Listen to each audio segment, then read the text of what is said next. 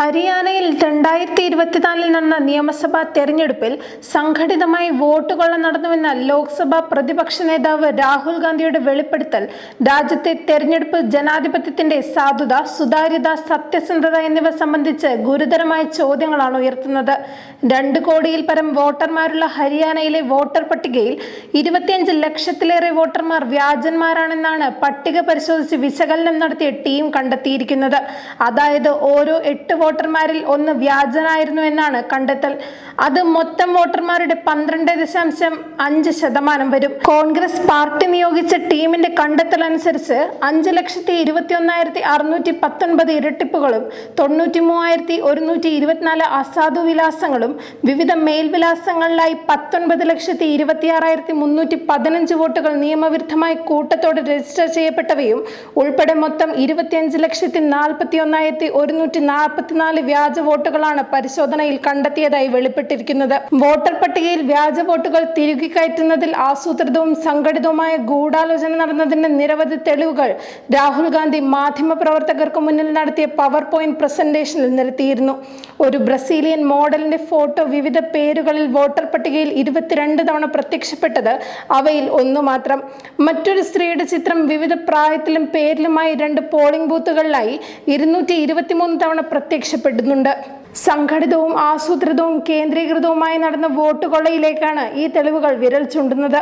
Voter പട്ടികയിലെ 1,24,127 ഫോട്ടോകൾ വ്യാജമോ അവ്യക്തമോ ആണെന്നും അന്വേഷണത്തിൽ വ്യക്തമായിട്ടുണ്ട്. ഇത്തരത്തിലുള്ള തെറ്റുകളും പാകപ്പിഴകളും കണ്ടെത്തി നീക്കം ചെയ്യാനുള്ള സോഫ്റ്റ്വെയർ തെരഞ്ഞെടുപ്പ് കമ്മീഷന് ലഭ്യമാണെന്നിരിക്കെ അവർ അതിന് മുതിർന്നില്ലെന്നത് പ്രധാനമന്ത്രി നരേന്ദ്രമോദി, ആഭ്യന്തരമന്ത്രി അമിത്ഷാ, മുഖ്യ തെരഞ്ഞെടുപ്പ് കമ്മീഷണർ ജ്ഞാനേഷ് കുമാർ എന്നീ ഉന്നതരുടെ അറിവോടെയും അനുമതിയോടെയും നടന്ന തെരഞ്ഞെടുപ്പ് ജനാധിപത്യത്തിന്റെ അട്ടിമറിയാണെന്ന് കരുതുന്നതിൽ തെറ്റില്ല. ലോക്സഭാ പ്രതിപക്ഷ നേതാവ് രാഹുൽ ഗാന്ധിയുടെ ബുധനാഴ്ചത്തെ വെളിപ്പെടുത്തൽ നേരത്തെ കർണാടകയിലെ മഹാദേവപുര, അലാന്ത് എന്നിവിടങ്ങളിലെ വോട്ടർ പട്ടികയിൽ ആരോപിക്കപ്പെട്ട അട്ടിമറിയുടെ തുടർച്ചയാണ്. രാജ്യത്തെ തെരഞ്ഞെടുപ്പ് ജനാധിപത്യത്തെ പറ്റി ഭരണഘടനാപരമായ ഉത്തരവാദിത്തപ്പെട്ട പദവി വഹിക്കുന്ന പ്രതിപക്ഷ നേതാവ് വ്യക്തമായ തെളിവുകളുടെ അടിസ്ഥാനത്തിൽ ആരോപണം ഉന്നയിക്കുമ്പോൾ അതിൽ നിഷ്പക്ഷമായ അന്വേഷണം പ്രഖ്യാപിക്കാൻ വിസമ്മതിക്കുന്ന തെരഞ്ഞെടുപ്പ് കമ്മീഷന്റെയും മുഖ്യ തെരഞ്ഞെടുപ്പ് കമ്മീഷണറുടെയും നിലപാട് ദുരൂഹവും സംശയാസ്പദവുമാണ്.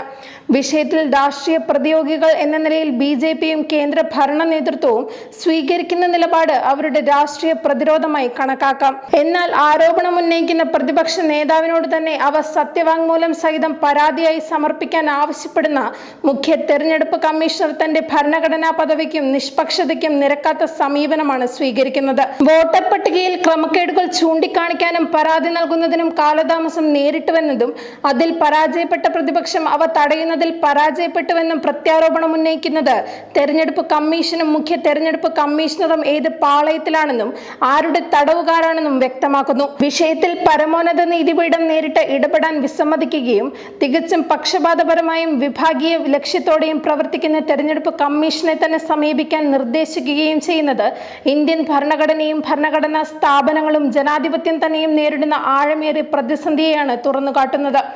ഈ പശ്ചാത്തലത്തിൽ വേണം ബീഹാറിൽ നടന്നതും കേരളം, പശ്ചിമ ബംഗാൾ, തമിഴ്നാട് തുടങ്ങിയ സംസ്ഥാനങ്ങളുടെ മേൽ ഏകപക്ഷീയമായി അടിച്ചേൽപ്പിക്കപ്പെട്ട പ്രത്യേക തീവ്ര വോട്ടർ പട്ടിക പുനഃപരിശോധനാ പ്രക്രിയയെ നോക്കിക്കാണേണ്ടത്. അത് വോട്ട് കൊള്ളയും തെരഞ്ഞെടുപ്പ് അട്ടിമറിയും ലക്ഷ്യം വെച്ചുള്ളതാണെന്ന സംശയത്തെ ബലപ്പെടുത്തുന്നു. തെരഞ്ഞെടുപ്പ് ജനാധിപത്യത്തെ അട്ടിമറിക്കാനും വോട്ടർമാരെ കൂട്ടത്തോടെ പട്ടികയിൽ നിന്ന് പുറന്തള്ളാനും വ്യാജന്മാരെ പട്ടികയിൽ തിരികെ കയറ്റാനും BJPയുടെയും സംഘപരിവാറിന്റെയും നേതൃത്വത്തിൽ സംഘടിത ശ്രമമാണ് രാജ്യത്തുടനീളം നടന്നുവരുന്നത്. ഇടതുപക്ഷ ജനാധിപത്യ പ്രസ്ഥാനങ്ങൾക്ക് ആഴത്തിൽ വേരോട്ടമുള്ള കേരളത്തിൽ പോലും അവർ അക്കാര്യത്തിൽ തങ്ങൾക്കുള്ള പ്രാവീണ്യം തെളിയിച്ചിട്ടുണ്ട്.